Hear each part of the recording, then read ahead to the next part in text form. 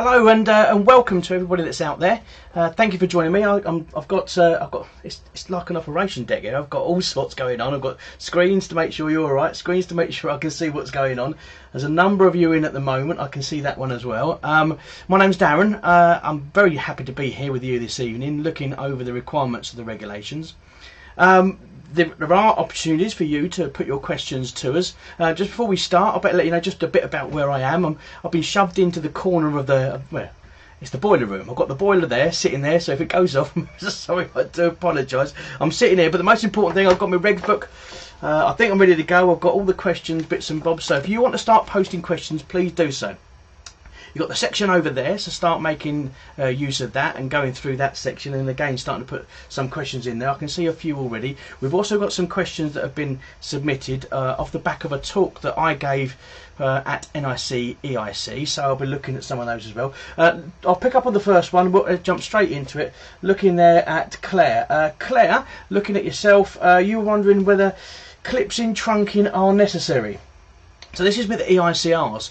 If you're going on to an existing installation and you're finding that there are no clips there, so this is to stop entanglement if there was a fire. So this is to stop premature entanglement of cables. It used to only say, in the regulations, it's quite true, the regulations only used to say in escape routes, whereas now it's being increased to say it's not just escape routes, it's all areas where there is a need for people to come in and get you out, or for you to get out. So on that one there, you need to really look. Let's look at the coding requirements quite simply.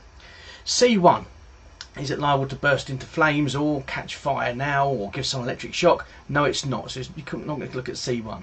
C2, does it have the potential to create danger? And sometimes you could say yes, it does. And in that case, you probably want to refer to, and this is a free guide that's out there, there's a best practice guide number 4 that you can get hold of, and I've just got one copy here for you. It comes from the Electrical Safety Council, and you can have a look at this one. It's now Electrical Safety First.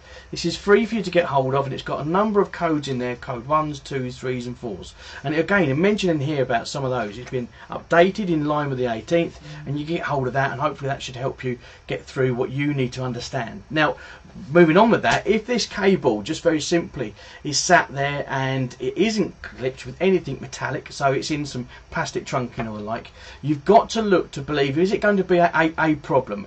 How much of a problem is it going to be? Is it going to create entanglement if there was a problem?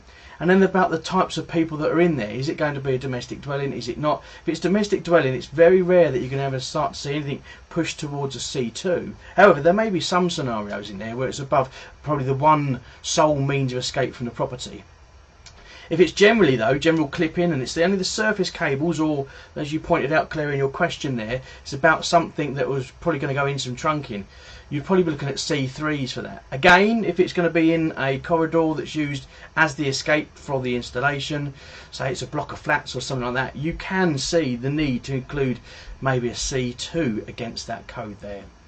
So these are coming up quite a lot, and now if you're looking for your installations and what you should be doing going forward when you're designing it, you really need to look at that regulation now, because it does require that actually some cables, and again it's these ones that are probably surface mounted, need to be retained with something that will stop premature collapse. So if you're going in the fabric of the building, you can still use plastic clips. That's not a problem at all. Plastic clips are absolutely fine for what you're looking to do, because what we're looking at there is there needs to be a really big fire, there needs to be a really big incident there, then that ceiling collapse because of the fire, and then start to attack the fixings that are holding that cable back. Now, the chance of that actually happening and staying within that premature part of the regulations are very, very slim. So again, that's a major part for you to consider there. We've got another couple in here looking at the regulation again. Clarity on voltage protection. This is over voltage.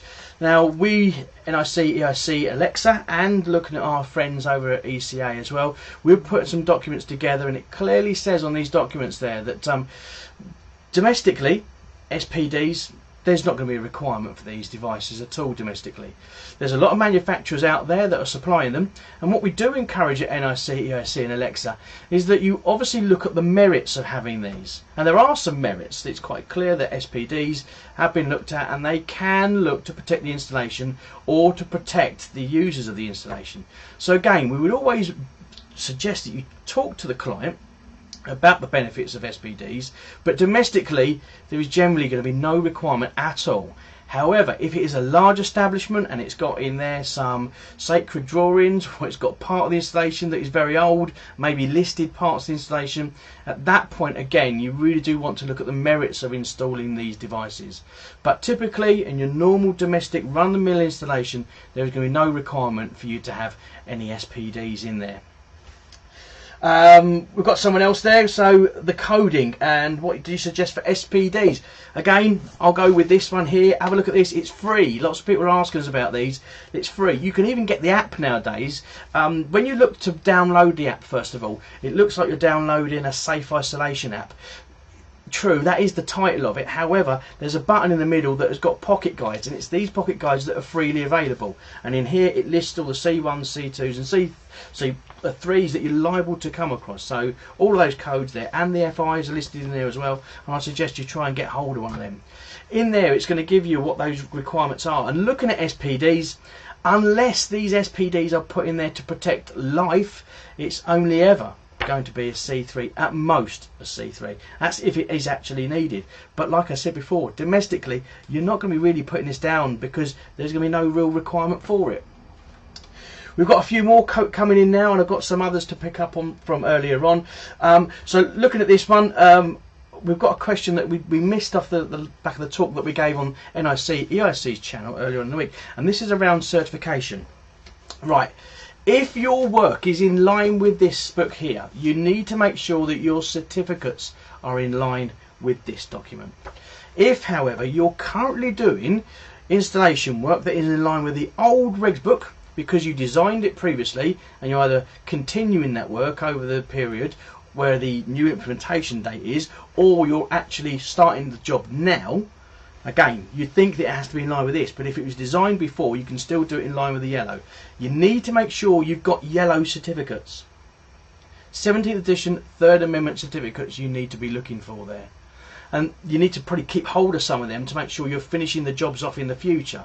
That's really important you do that. Don't think, oh, it's a job now, I'll use an 18th edition certificate on it. There are slight differences in this than there are in the 17th 3rd Amendment ones, so be mindful of that. It may mean you have to keep a couple back. If you've already cleared your office out, get back out there, find a way or skip you chucked them away in and keep hold of them, because it's important that you do try to keep hold of them ones there. So don't forget, if you're watching this one, still put the questions in there, and I'll get through the questions as much as I can to start going through all these. Someone's been asking about the risk assessment when it looks at SPDs. Right, the risk assessment. Really, you're going to be looking at the risk assessment. You look at the 4 requirements, or the number of requirements that are there. Is it there to save life? Is it going to be cultural heritage? You look at all of those requirements there for SPDs. If at any point you believe you comply with one of them requirements that's there in the regulation, so you say, yes, there is a consequence if I get struck with overvoltage, that it could be to one of these requirements of the regulation, at that point you'll install SPDs. That's quite clear that that part of the regulation is there. However, if you say, well, I'm not quite sure whether I fit in that opportunity or not, you'll then go down and you'll do the risk assessment, the calculation. You'll look at that calculated risk level. Now, that's not hard. I mean, it does look pretty scary, but it's not that hard. We've done it a number of times, and I believe if I get a chance again to come and spend some time with you of an evening, I'll perhaps go through that and actually show you some examples of around the UK. In here, though, with that calculated risk level, again, we're referring to a map. So we've gone away from that map at one point, and then we're coming back to a map again, and it's to look at the likelihood of lightning strikes. And that's in the regulations again. That's just one of the ones you need to look at. If you're quite rural, there's a chance that you can actually complete the calculation quite easily, because you can know how far back you're going with your supply cables. Unfortunately, if you're quite a built up area, which I am here in Staniforth Towers, I would not know the exact route or location of my cable supplying the installation. So I couldn't really know how far back I'm going. Everything goes back to 1 kilometre, and it's true that you need to know what's going on, but I would just principally put in there 1 for the 1 kilometre that I'm going back. And that's a factor again that applies to your environment, and again then looks at the amount of the risk there is attached by looking at the tabulated values in here. So there's a few more for you there as well. Looking at the other ones, I mean, I've got some bits and bobs to share with you that we're seizing up. We are getting lots and lots of questions, and we appreciate this one around bonding as well. So let me share with you the actual regulation, because people are still umming and ahhing. Do I or don't have to bond? And some people, it clearly says in here, and let me share this with you if I can, just share you this one. So if we look at this one, the regulation is clear now. It's saying under them 5 indents there that metallic pipes entering the building having an insulating section at their point of entry need not be connected to the protective equipotential bonding.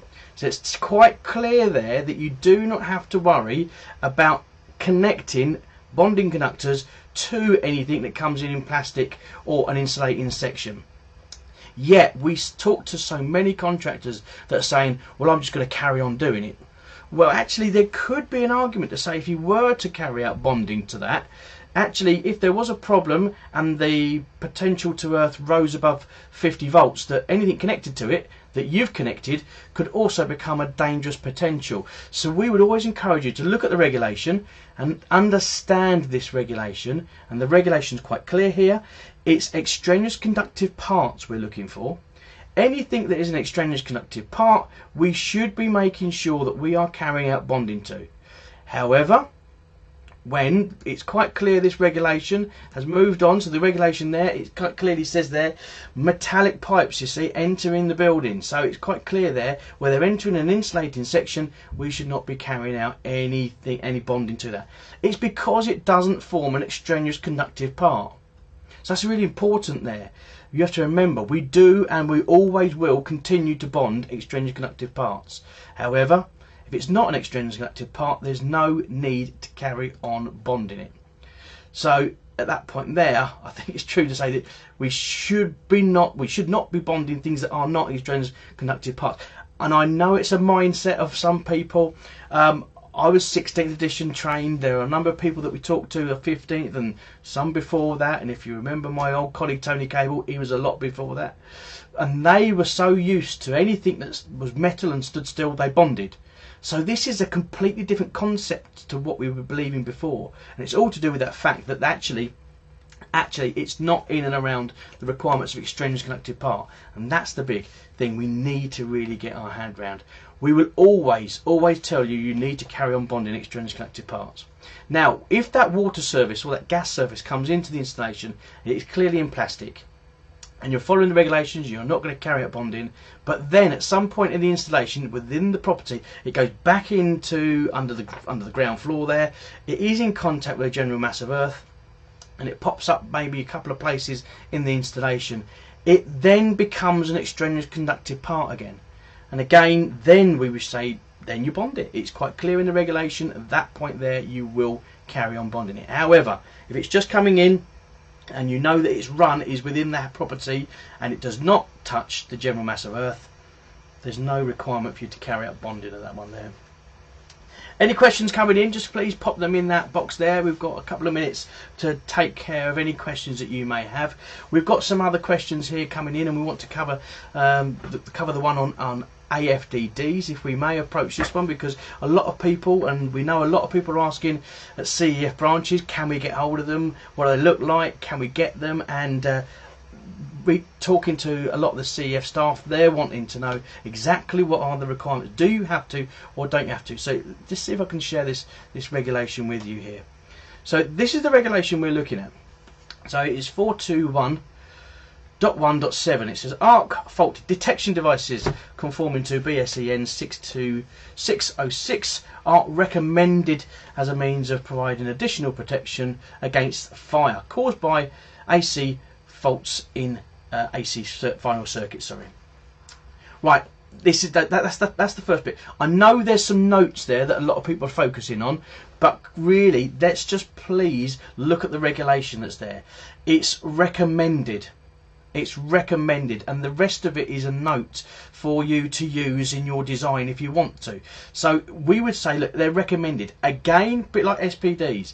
If there are merits to these being in the installation, then again, discuss those merits with your client. But there is no requirement for regulation that you must fit these. It's a recommendation, a little bit like SPDs were for years. They were recommended, and we've seen that change. But this is where we are at the moment with these devices, these arc fault detection devices. So please, if you're getting lots of questions around them, do you have to fit them? No, you do not have to fit them. However, you may want to discuss the merits of installing them with your end user and see if it's something you want to do. If you can find someone that's able to supply you with them and it's suitable for you and your client's needs. So there we go. In a nutshell, it says there quite clearly, just the regulation. Just look at the regulation. I know there's notes there, but we would always focus on the regulation part here, please, and just really get that regulation across there, that it is a recommended, not a requirement. It's recommended there. So at that point there, we're not getting many questions in, so what I'll do is I'll a quick summary of what we've gone through just now. So we've looked there at the requirements for bonding. We've mentioned the requirements for SPDs as well. We've looked at those, and that's in line with some questions that we were getting. We've also looked at some other regulations that we were going through across. I mentioned this quite a lot, and I keep referring back to this one. Please, if you get the opportunity, go to their website, download that as many times as you want. That's free for you to take, share, spread it around as much as you want. That's free. We're encouraging contractors to actually get this, download it, photocopy it, and attach it to every single EICR they're issuing. That's just a personal thing that we're trying to get them to do. So it's a really good idea, because all the words, the terms and the codes are in there for you. No more second guessing. So there's that for you as well to consider. There are more of these planned. CEF are telling me that we've got next one coming up is on smart installations, and looking at the installations that are out there and how they can get smarter, how you can install smarter installations for your end users, the clients as well. So there's lots more coming there. Because we're not getting too many questions in, we're sitting here, we've done about 15-20 minutes now, so we're getting those. I'll give it a couple of little bits long, see if there's any more questions coming in from any of you. But if not, what we'd look to probably look to wrap up in the next couple of minutes. So please, no matter how silly you think the question is, please, it's not silly. Put the question in, and I'll take care of that question for you. Again, we're doing this one. Again, this is 6 o'clock tonight. So if you're watching this on record, this is of an evening. If you want to join in live and put your questions, you can do. Look out for the other ones that are coming up. It's on smart installations, where again, watching it live, you can submit your questions, and I'll take care of them if I can. But if you're watching this on catch up, please feel free to share this around, and again, this is there for you guys to use, and hopefully you've found this some use. So I'd like to wrap it up there. If there's no more questions coming in, all I'll do is I'll say thank you very much for joining us. There are those people that have come in and joined. Thank you to all of you. I'm going to get back into Staniforth Towers now. I've got a few bits and bobs to do ready before I get myself ready and travel the rest of the UK, trying to attend the last few tech talks that we've got for NICEIC, EIC and Elecsa. But until next time, take care. I hope this does come of some help to you guys out there. And if you want to know anything else, just put them in the question and I'll see if I can get back to them. Okay guys, thank you very much. Take care.